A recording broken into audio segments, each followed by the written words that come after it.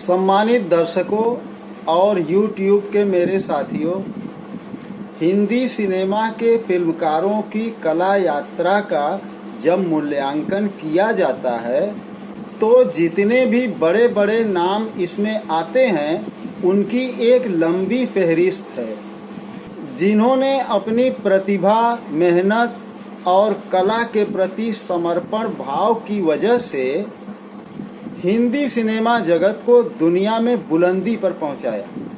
इन नामों में मेरे ज़हन में जो सबसे पहले उभर कर आता है वो नाम है अभिनेता, लेखक, निर्माता और निर्देशक वी शांताराम का। मैं समझता हूँ आज की युवा पीढ़ी वी शांताराम के नाम से खूब अच्छी तरह से परिचित नहीं होगी। 18 नवंबर 1901 में कोल्हापुर में जन्मे वी शांताराम का पूरा नाम वी शांताराम राजाराम वाड़गुंदे था। वी शांताराम मैट्रिक तक शिक्षा ग्रहण करने के बाद 1920 में महाराष्ट्र फिल्म कंपनी में प्रवेश किया और बाबूराव पेंढर के सहायक के रूप में काम करना शुरू किया और अगले ही साल इन्हें फिल्म सुरेखा हरण में अभिनय करने का भी मौका मिला। ये दौर मूक फिल्मों का दौर था।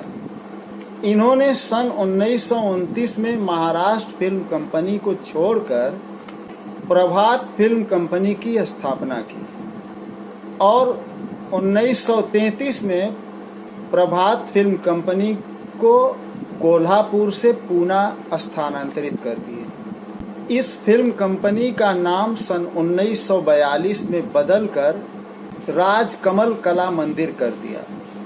फिल्म अयोध्या का राजा, जलती निशानी, माया मच्छिंदर, सैरंधी, अमृत मंथन, अमर ज्योति, दुनिया न माने, आदमी, पड़ोसी, शकुंतला, डॉक्टर कोटनीस की अमर कहानी, दहेज, परछाई, तीन बत्ती चार रास्ता, सुबह का तारा, झनक झनक पायल बाजे, तूफान और दिया, दो आंखें 12 हाथ, नवरंग, स्त्री, सेहरा, गीत गाया पत्थरों ने, बूंद जो बन गई मोती, जल बिन मछली, नृत्य बिन बिजली और पिंजरा वी शांताराम की अविस्मरणीय फिल्में हैं।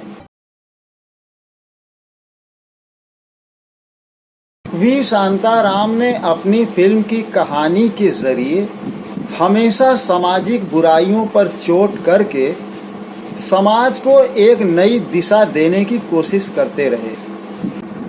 अंधविश्वास के खिलाफ भारत में बनी पहली फिल्म अमृत मंथन थी, जो सन 1934 में बनी थी। अंतरजातीय विवाह पर आधारित भारत में बनी पहली फिल्म दुनिया न माने थी, जो सन 1937 में बनी थी। फिल्म दहेज का निर्माण करके वी शांताराम ने इस कुप्रथा पे सबसे पहली आवाज उठाई थी और सांप्रदायिक एकता पे आधारित भारत में बनने वाली पहली फिल्म वी शांताराम की फिल्म पड़ोसी थी, जो सन 1941 में बनी थी। 1943 में बनी फिल्म शकुंतला भारत की पहली फिल्म थी, जिसे व्यावसायिक रूप से अमेरिका में प्रदर्शित किया गया था और शकुंतला को वेनिस के सन 1947 के फिल्म समारोह में भी दिखाया गया था। सन 1948 में फिल्म डॉक्टर कोटनीस की अमर कहानी को कांस के फिल्म फेस्टिवल में प्रवेश मिला था। सन 1955 में झनक झनक पायल बाजे को राष्ट्रीय फिल्म से पुरस्कृत किया गया था। सन 1958 में दो आंखें 12 हाथ को भारत के अलावा बर्लिन में भी पुरस्कृत किया गया था। इन पुरस्कारों के अलावा अनेकों राष्ट्रीय और अंतर्राष्ट्रीय फिल्म पुरस्कारों से वी शांताराम को सम्मानित किया गया है। सन 1985 में भारत के सर्वोच्च फिल्म पुरस्कार दादा साहब फाल्के पुरस्कार से भी इन्हें सम्मानित किया गया था। वी शांताराम हिंदी फिल्म जगत के 8 शोमैन में से एक शोमैन ये भी थे। मराठी मूल के होने के बावजूद हिंदी प्रेम इनका जग जाहिर था। ये अकेले ऐसे फिल्मकार थे जिनके फिल्म की कास्टिंग हिंदी भाषा में फिल्म के पहले पर्दे पर देखी जाती थी, पढ़ी जाती थी। सन 1933 में भारतीय फिल्म जगत जब अपने शैशवा काल में था और आवाज को मिले सिर्फ 2 साल हुआ था, उसी वक्त वी शांताराम रंगीन फिल्म बनाने की कोशिश की थी। फिल्म बनी भी और जर्मनी भेजी गई फिल्म कलर प्रिंट करने के लिए, मगर रंगों का संयोजन ठीक ढंग से नहीं हो सका और इस बात का वी शांताराम को काफी झटका लगा और उन्होंने फिल्म की पूरी रील को आग में जला दिया।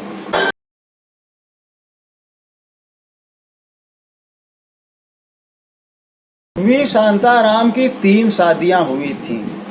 पहली शादी सन 1922 में बिमला बाई से हुई थी, जिनसे 3 पुत्रियां और एक पुत्र प्रभात कुमार हैं, और दूसरी शादी सन 1941 में अभिनेत्री जयश्री से हुई थी, जिनसे 2 पुत्रियां राजश्री और तेजश्री हैं। 1956 में राजश्री से तलाक के बाद इन्होंने संध्या से शादी कर ली। अभिनेत्री संध्या से शादी कर ली। संध्या एक असाधारण प्रतिभा की धनी और नृत्य में पारंगत अभिनेत्री थी, जिन्होंने सन 1953 में बनी फिल्म 3 बत्ती 4 रास्ता से लेकर फिल्म पिंजरा तक वी शांताराम की उस दौरान की बनी अधिकांश फिल्मों में अभिनेत्री का रोल किया। खुले विचारों वाले फिल्मकार वी शांताराम फिल्म इंडस्ट्री के पहले ऐसे निर्माता निर्देशक हैं जिन्होंने अपनी पुत्री को फिल्म में काम करने की इजाज़त दी, बल्कि अपनी पुत्री राजश्री के लिए फिल्म गीत गाया पत्थरों ने का निर्माण और निर्देशन भी किया।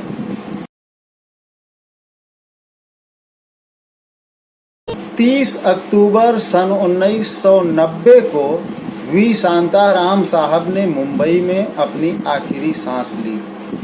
वी शांताराम साहब को इनके असीम और अविस्मरणीय योगदान के लिए कभी भुलाया नहीं जा सकेगा। दोस्तों, अगर मेरा ये क्लिप आपको पसंद आया हो तो आपसे गुजारिश है कि हमारे चैनल को सब्सक्राइब कर लीजिएगा और घंटी वाले बटन को दबाना न भूलिएगा, ताकि हमारा आने वाला क्लिप का नोटिफिकेशन आपको मिलता रहे।